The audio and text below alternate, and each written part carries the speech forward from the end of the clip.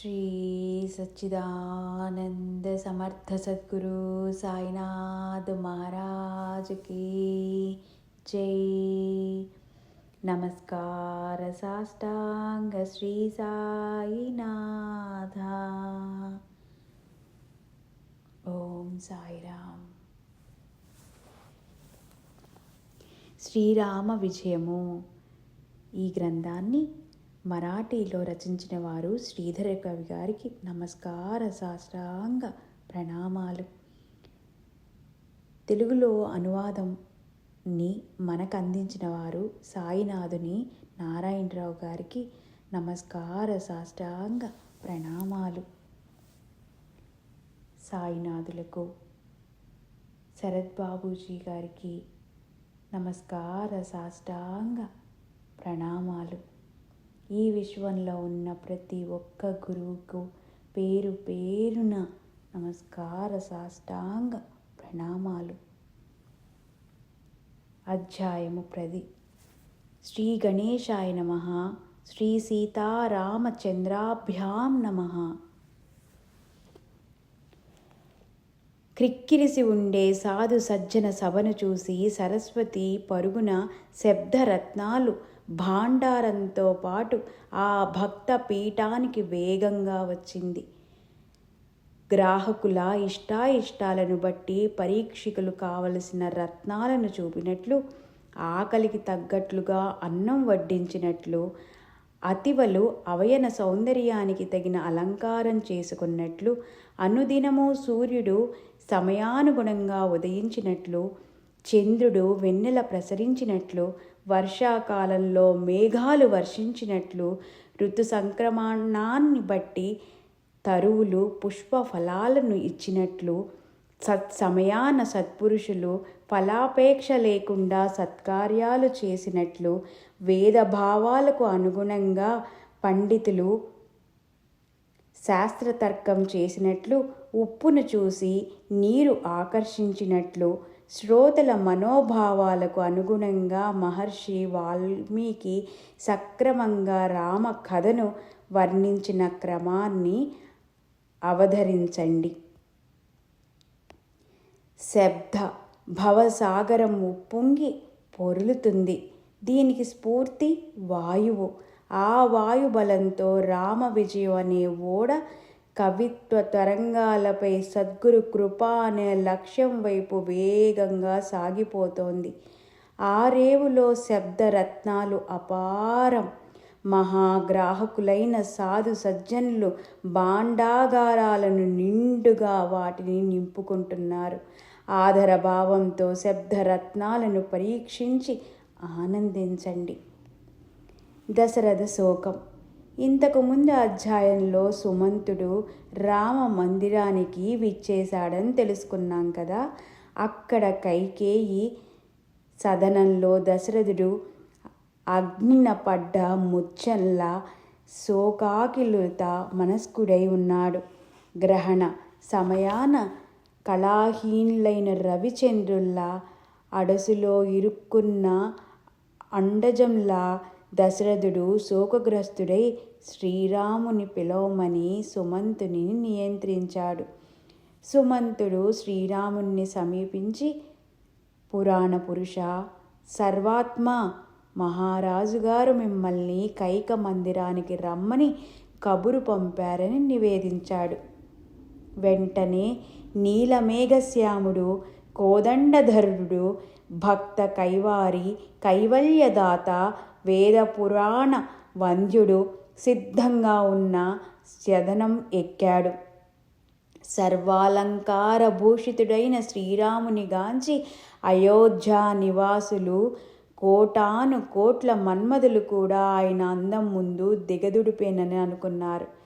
రామ మకుట కాంతులతో సూర్యమండలం ప్రకాశించింది. ఆ కిరీట కాంతులు సూర్యుని ప్రభావితం చేసి తిరిగి భూమికి ప్రసరిస్తున్నాయి. ప్రళయాగ్ని జ్వాలలు, కల్పాంతం మెరుపులు శ్రీరాముడి మకర కుండలాల కాంతికి శీతలమయ్యాయి. అనంత బాల సూర్యప్రభలతో విలసిల్లే బ్రహ్మానంద రసమయ సగుణ లీలాధారి అయిన శ్రీరాముని స్వరూపం.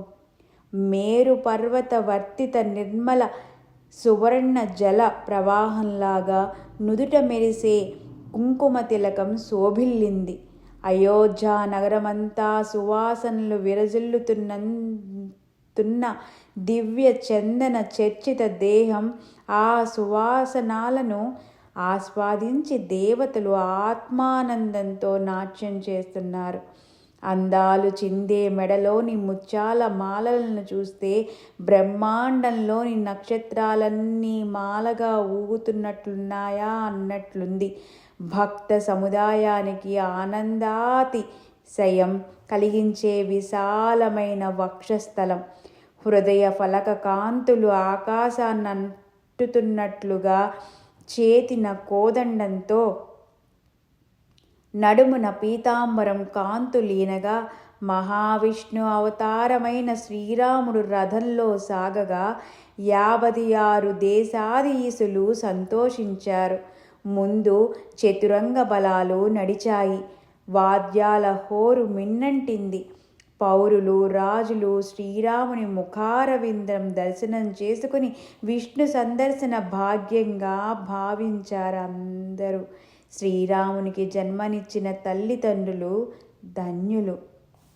శ్రీరాముడు రాజ్యాభిషేకయుక్తుడయి సంతోష సంరంభంలో పాల్గొని ఆపై తమ నివాసాలకు వెళ్దామని పురజనులు భావించే సమయాన శ్రీరాముడు కైక సదనం సమీపించాడు.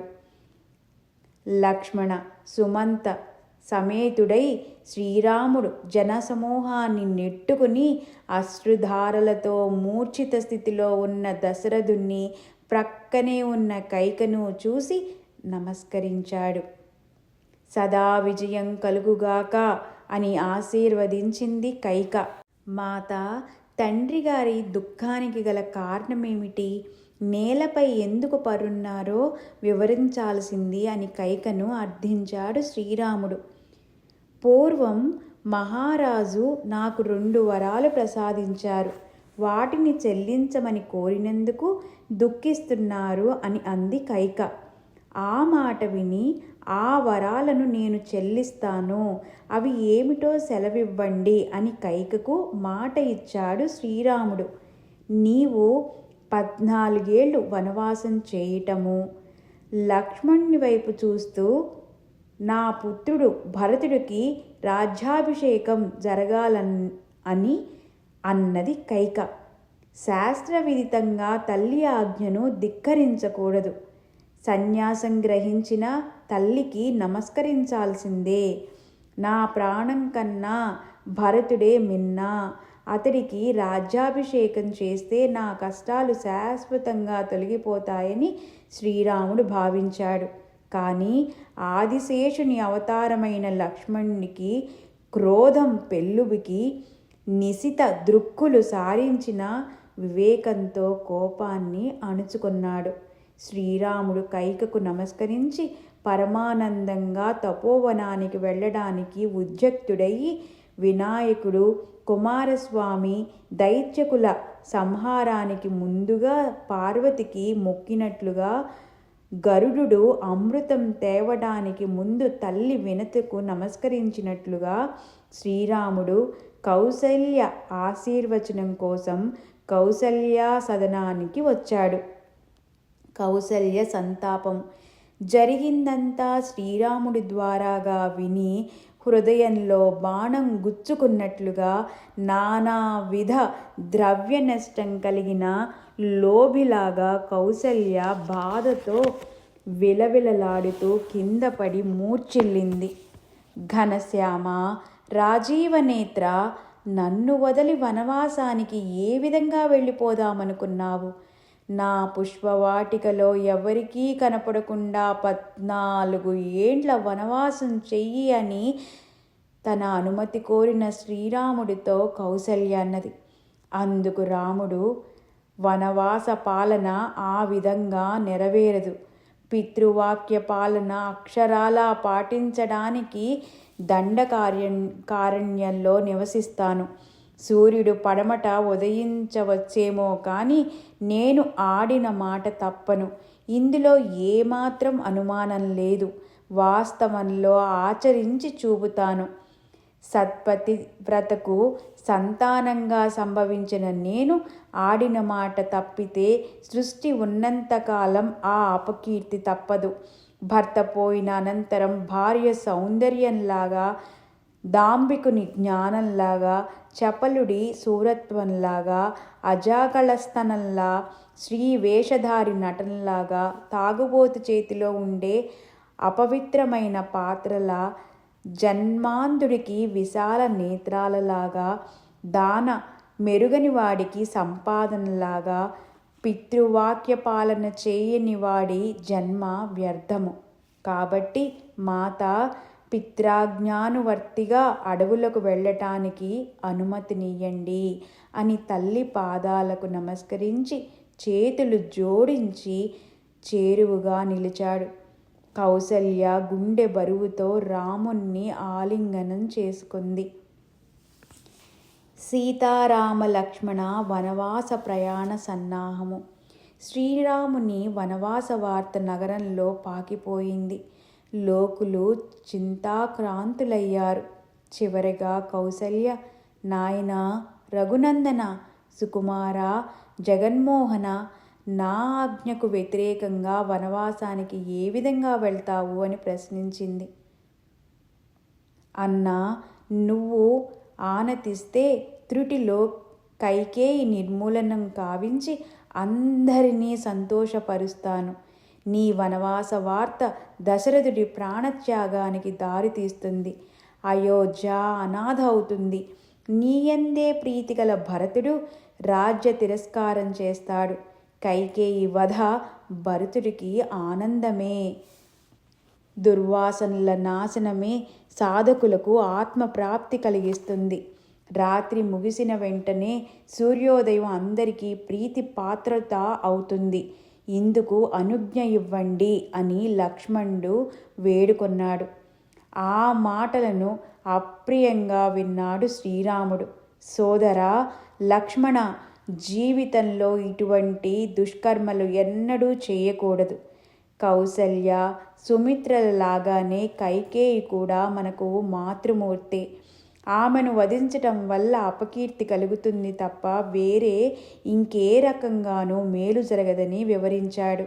అయితే నన్ను నీ వెంట వనవాసం చేయటానికి అనుమతించు.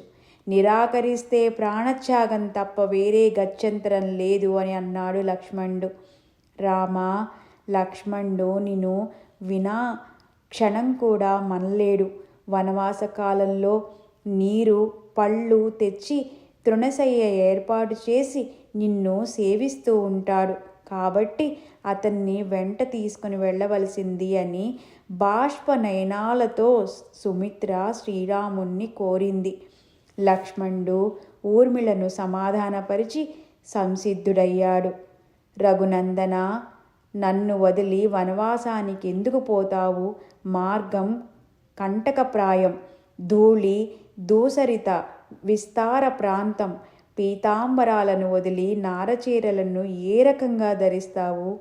పట్టు పరుపు వదిలి నేలపై ఏ విధంగా శయనిస్తావు? రత్నమకుటాన్ని వదిలి జటాజూటం ఏ రకంగా పెంచుకుంటావు? నీ తనువు సుకుమారము, శీతోష్ణాలకు తట్టుకోగలదా?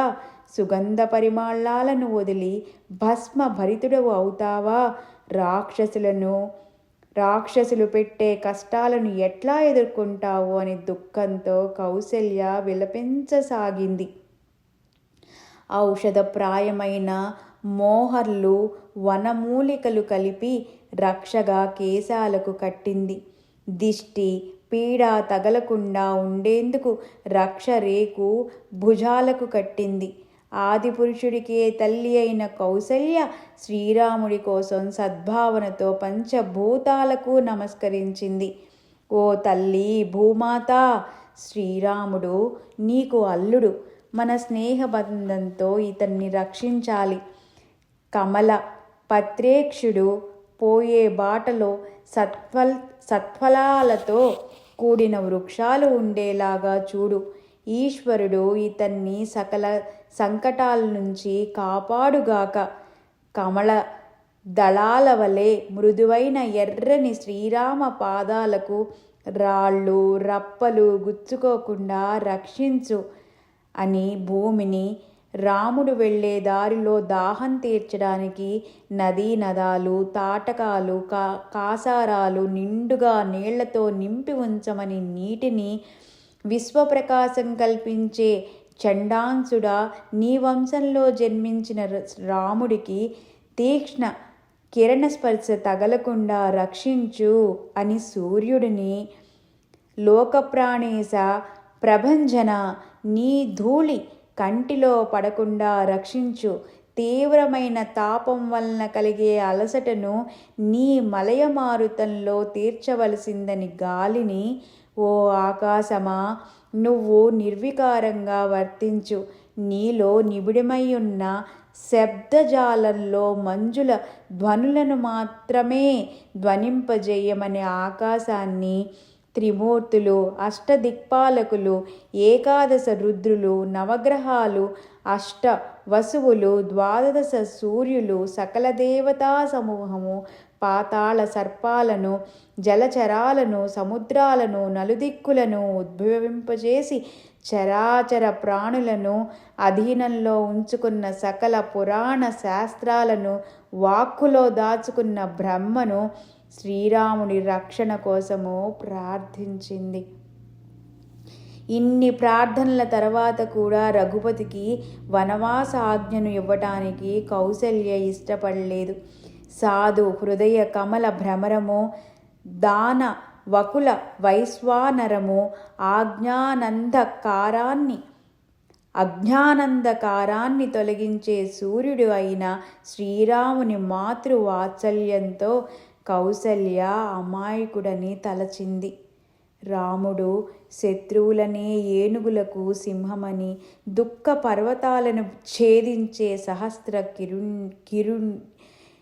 కిరణుడని, విఘ్న సర్పాలకు గరుడని, సజ్జన చకోరాలకు చంద్రుడని, భక్త చాతకాలకు మేఘమని, సాధు కమలాలకు సూర్యుడని ఆమె మరిచిపోయింది. 14 సంవత్సరాలు జీవచ్చ వల్ల శరీరాన్ని పోషించి కర్మఫలాన్ని ఏ విధంగా అనుభవించాలి అని వనవాసానికి సిద్ధంగా ఉన్న రాముణ్ణి చూసి విచారించింది. రామా, నీవే నా ఆలంబన. నీ వనవాస వార్తతో నా స్తన్యం గడ్డగట్టుకుపోయింది. మునిజనరంజన గుణనిధాన భువన సుందర, నువ్వు అయోధ్య విడవద్దు. నువ్వు లేని హృదయం సంపత్తి విపత్తులను, కళ అవకళలను లెక్కించదు. సంపూర్ణ విద్యావంతుడైన అజ్ఞానిగానే చలామణి అవుతాడు. చేసే కర్మలన్నీ భ్రమలుగా తోస్తాయి. సచ్చిదానంద, నన్ను వదలక తప్పదా అని విలపించింది. రాముడు సర్వత్రా విజయుడు. కల్పాంతం కూడా ఆయనను ఏమీ చేయలేదు. శ్రీ మహావిష్ణువు అవతారమే ఈ శ్రీరాముడు అని మృత్యుముఖంలో ఉండేవాడికి వైద్యుడు ధైర్యం నూరిపోసినట్లు ఆకాశవాణి కౌసల్యకు ధైర్యం చెప్పింది. అధ్యాయం 10 ఇంకా ఉంది. శ్రీ సచ్చిదానంద సమర్థ సద్గురు సాయినాథ్ మహారాజ్ కీ జై. నమస్కార సాష్టాంగ శ్రీ సాయినాథ. శ్రీ సీతారామార్పణమస్తు.